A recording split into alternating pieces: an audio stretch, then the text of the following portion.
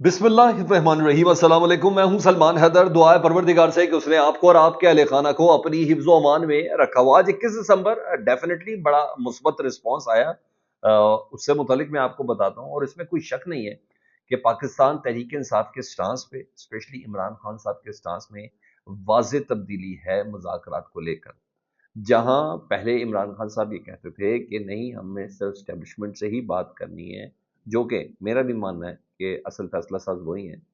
हम हुकूमत के पास मैंडेट ही नहीं है, हम उनसे क्या करेंगे। लेकिन मुसलसल वो कहते हैं चीज़ों को ड्रैग डाउन करने के लिए और कहते हैं जितना ज़्यादा जुल्म करने के लिए इस पॉइंट को बहुत ज़्यादा इस्तेमाल किया जा रहा था कि देखें फौज की जानिब से या ISPR की जानिब से क्या दिया गया था कि सियासी लोग सियासत से मुज़ाकरात करें। इस पर काफ़ी चीज़ें चल रही थी। तो वैसे 5 इमरान खान साहब के पॉइंट्स थे मुज़ाकरात के हवाले से। तो वाज़ेह तब्दीली में 3 पॉइंट्स को होल्ड किया गया। वो मुतालबात अपनी जगह पर है। मैंने कहा नहीं, मुज़ाकरात के हवाले से पहले इमरान खान साहब ने 5 शर्तें लगी थी कि सबसे पहले 26वीं आईनी तरमीम को वापस लें। दूसरी बात, हमारा मैंडेट जो 8 फरवरी का वो हमें वापस करें। तीसरा पॉइंट था कि इमरान खान समेत जितने भी सियासी कैदी उन तमाम को रिहा करें। इन तमाम को होल्ड कर दिया गया ताकि हुज्जतें तमाम हो जाएं। अब कोई बात ज़्यादा ना करे, कोई टेंटे ज़्यादा ना करे कि मैं वहां तक गया। इसी वजह से 2 बार इमरान खान साहब ने जो सिविल नाफरमानी की तहरीक है उसकी डेट को पोस्टपोन किया। अब सिर्फ इमरान खान साहब और PTI के 2 पॉइंट्स पे है कि इस पर पेशरफ्त हो। फिर या हमें कन्विंस कर लें कि हमारे मुतालबा जायज़ नहीं है। वो 2 पॉइंट, एक है जुडिशल कमीशन 9 मई के ऊपर और 26 नवंबर के ऊपर। दूसरा, जितने में अंडर ट्रायल लोग हैं जिनके ऊपर जमानत जिनकी जो अहल हो चुके हैं उनको फौरन रिहा किया जाए। तो एक वाज़ेह तब्दीली है और इस सिलसिले में इमरान खान साहब जो 7 रुकनी कमेटी भी बनाती है मुज़ाकराती, वो इस बात की गमाज़ी कर रही है कि पर अब कोई कुछ ना कहे। ठीक है, ये चीज़। तो उस मौके पर एक अच्छी पेशरफ्त जो मुझे एक अच्छी वाइब्स आ रही है। मेरे पास कुछ खबरें भी हैं, मेरी मुस्लिम लीग नून के कुछ दोस्तों से बात हुई, कल मेरे प्रोग्राम के अंदर भी मौजूद थे। तो उनसे भी जो मेरा मुझे मालूम हुआ, उसके अंदर रात को राना सनाउल्लाह साहब तो एक प्रोग्राम में थे, उन्होंने मुज़ाकरात के हवाले से बहुत अहम बातें की। राना सनाउल्लाह साहब कहते हैं कि मुज़ाकरात होने चाहिए और पाकिस्तान तहरीक इंसाफ की मुज़ाकराती कमेटी का स्पीकर एयाज सादिक साहब से राब्ता भी है। सियासी लीडरशिप जब साथ बैठती है तो कोई ना कोई रास्ता निकल आता है। 1 से 2 दिन में, यानी आज हफ्ता और इतवार, ये 2-3 जगह से कन्फर्म हुआ, मैं आपको सब बताता हूँ।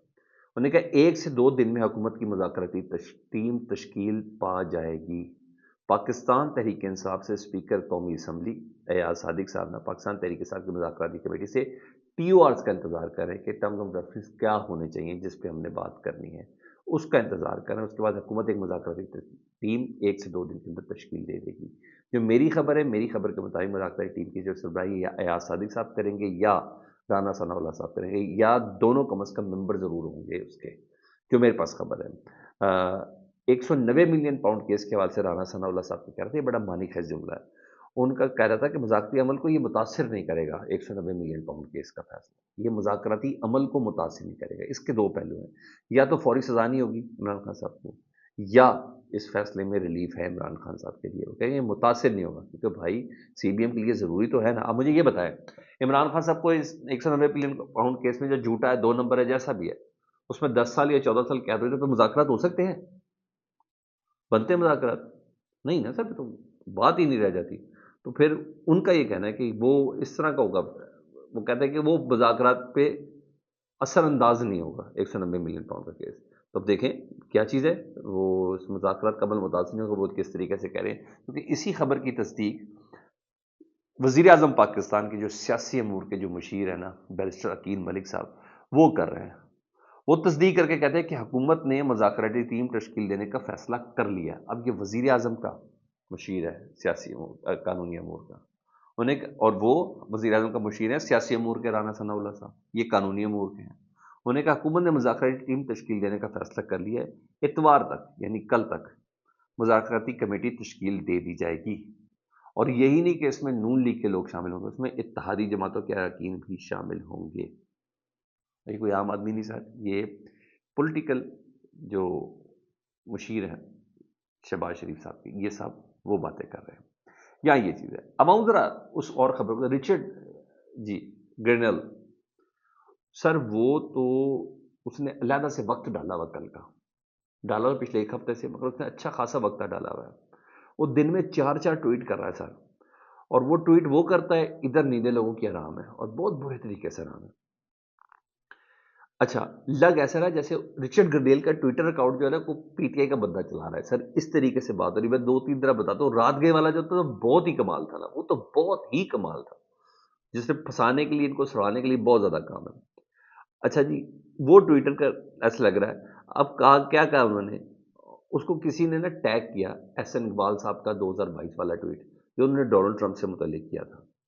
ان کے جب تحریک عدم اعتماد آ رہی تھی ڈونلڈ ٹرمپ صاحب کے خلاف انہوں نے کیا تھا، تو اس وقت اسلام آباد میں جو امریکی سفارت خانہ نے اس کو نے اس کو ری ٹویٹ کیا تھا، اور بعد میں سوری کی تھی کہ سوری ہمارا جو ٹویٹر اکاؤنٹ ہے نا وہ کسی نے ہیک کر لیا تھا، اس وجہ سے ہوا تھا. تو اس ٹویٹ کو، اس وقت کے ٹویٹ کو رچرڈ گرینل کے ساتھ ٹیگ کیا گیا. تو رچرڈ نے رات کو پوچھ لیا کہ یہ کب یو ایس سفارت خانے نے اس کو ری ٹویٹ کیا تھا، تو لوگوں نے ڈیٹ بھی بتا دی. تو اس نے کہا یہ کیسے ہو سکتا ہے کہ یو ایس سفارت خانہ کا اکاؤنٹ ہیک ہو جائے. مطلب اس نے اپنے ہی سفارت خانے پہ چڑھائی کر دی ہے، کیونکہ سر وہ مشہور ہی اتنا ہو گیا. عمران خان اس کے لیے لفظ پارس بن گیا، اس کو چھو گیا تو اس کے 10-10 ملین میں ٹویٹ جا رہے ہیں. اور جس ٹویٹ کی میں بات کروں یہ 8 ملین میں گیا ہے اس کی بات. اور سنیں آگے کیا ہوا. ادھر اس ٹویٹ کے بعد احسن اقبال صاحب کی جان پہ بن پائی، یہی کر رہے تھے نا ٹویٹ ڈیلیٹ کر کر کر کر کے کہ بھائی ڈونلڈ ٹرمپ کو یہ نہ پتہ چل جائے کہ ہم نے کیا کیا کیا ہے. ابھی تو بڑے ٹویٹ سامنے آنے ہیں. اچھا جی، اس کے علاوہ جتنی بھی پرانی ٹویٹس تھی نا پاکستان کی طرف سے ٹرمپ کے خلاف، ان تمام کو نا رچرڈ گرنیل صاحب ہے نا اس پر بات کر رہے ہیں. وہ کہتے ہیں یہ لوگ مجھے کہتے ہیں کہ میں پاکستان کو نہیں جانتا. انہیں کہا اقوام متحدہ کچھ اسپیشل مندوب تھے نا منیر اکرم، میں نے پاکستان کے ان کے ساتھ کام کیا ہے، میں پاکستانی امور میں اسپیشلٹی رکھتا ہوں. پھر ایک بندے نے سوال کر دیا ایک اور ٹویٹ پر، ساری یہ رات کو تھا تقریباً 9 ملین 90 لاکھ. انہیں کہا رچرڈ گرنیل اگر آپ کو ووٹ دینا پڑے شہباز شریف صاحب کو یا عمران خان صاحب کو تو آپ کس کو ووٹ دیں گے؟ تو بتاؤں گا کیا تھا، تو آپ کو پتا ہے کہ میں کس کو ووٹ دوں گا. اور سارے یہ بھی ملینز پہ چلا گیا. تو وہ ان کا چیزہ لے رہا ہے، وہ ان کو پریشان کر رہا ہے. وہ میں نے بولا کہ انہوں نے ایک دو غلط اس کی کردار کشی کر کے نا انہوں نے نہ چاہتے ہوئے بھی نا ضد بنا دیا ہے.